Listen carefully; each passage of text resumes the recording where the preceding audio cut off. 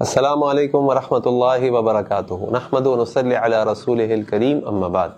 آج میں آپ کے سامنے ایک ایسا کام رکھوں گا جس کے کرنے سے نہ صرف اللہ تعالیٰ کی طرف سے آپ کے لیے جنت میں ایک گھر بنا دیا جائے گا، بلکہ اللہ تعالیٰ آپ سے محبت کرنے لگیں گے، اور اس کام کو کرنے سے آپ کو 1/3 قرآن پڑھنے کے برابر بھی ثواب ملے گا، اور اس کے علاوہ بھی اس کی کئی فضیلتیں ہیں۔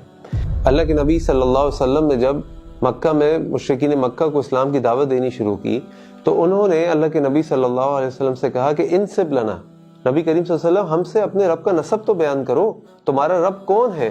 اللہ تعالیٰ نے اللہ کے نبی صلی اللہ علیہ وسلم پر سورہ اخلاص اتاری، قل هو اللہ احد۔ رسول اللہ صلی اللہ علیہ وسلم آپ کہہ دیجئے کہ اللہ ایک ہے، اللہ الصمد، اللہ بے نیاز ہے، لم یلد ولم یولد، نہ اس کا کوئی بیٹا ہے اور نہ وہ کسی کا بیٹا ہے، ولم یکن لہ کفوا احد، اور نہ ہی کوئی اس کے برابری کا ہے۔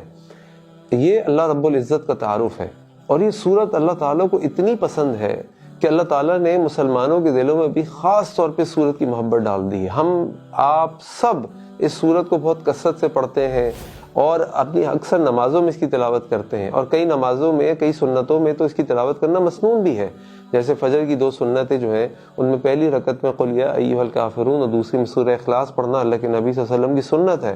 اسی طرح اسی ترتیب سے مغرب کی 2 سنتوں میں یہ دونوں سورتیں پڑھنا سنت ہے۔ اسی طرح وتر کی 3 رکعت میں سے تیسری جو رکعت ہے اس میں سورہ اخلاص پڑھنا اللہ کے نبی صلی اللہ علیہ وسلم کی سنت ہے۔ اللہ کے نبی صلی اللہ علیہ وسلم نے ایک دفعہ ایک لشکر کو کہیں بھیجا، ان میں ایک امام کو مقرر کیا۔ وہ امام یہ کرتا تھا کہ جب بھی وہ نماز پڑھاتا تھا تو وہ سورہ فاتحہ اور تلاوت کرنے کے بعد سورہ اخلاص ضرور پڑھتا تھا۔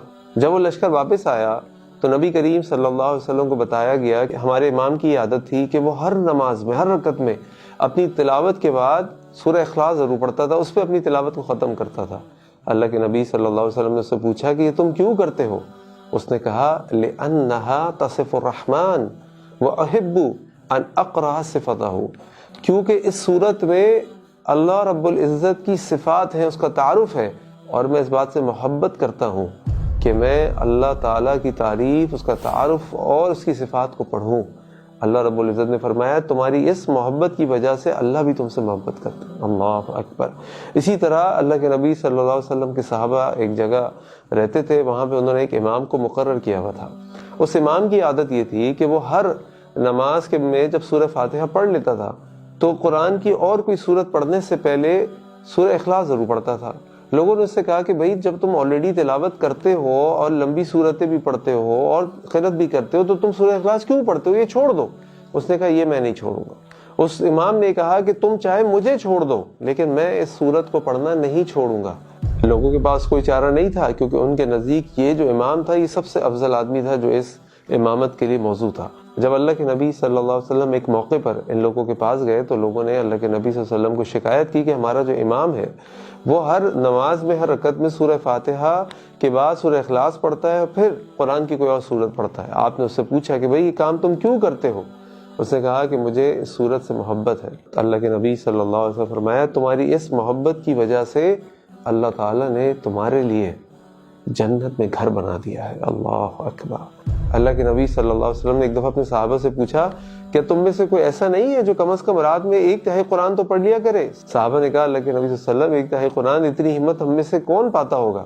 آپ نے فرمایا تم 3 دفعہ قل هو اللہ احد پڑھ لیا کرو، انہا لتعدل ثلث القرآن، یہ سورہ اخلاص 1/3 قرآن کے برابر ہے۔ اللہ اکبر۔ یعنی اجر کے اعتبار سے، برکت کے اعتبار سے 1/3 قرآن کے برابر ہے۔ تو میں تو آپ سے ریکمینڈ کروں گا کہ آپ ضرور اور ضرور ہر نماز کے بعد کم از کم 3 دفعہ سورہ اخلاص پڑھ لیا کریں تاکہ آپ کو 1 قرآن پڑھنے کا اجر مل جائے ہر نماز کے بعد۔ اللہ اکبر۔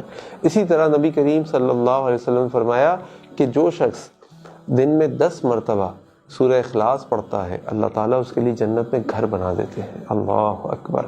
تو یہ بہت سارے فوائد ہیں، اللہ تعالیٰ کی طرف سے انعامات ہیں، رحمتیں جو اس چھوٹی سی سورت کو پڑھنے سے ہمیں مل سکتے ہیں۔ تو اس سورت کو اپنی زندگی کا، اپنے روزمرہ کی زندگی کا لازماً جز بنائیں۔ اللہ تعالیٰ سے دعائیں کہ اللہ تعالیٰ میں ایسے اعمال کرنے کی توفیق عطا فرمائے جو ہمیں جنت میں لے جائیں۔ السلام علیکم ورحمۃ اللہ وبرکاتہ۔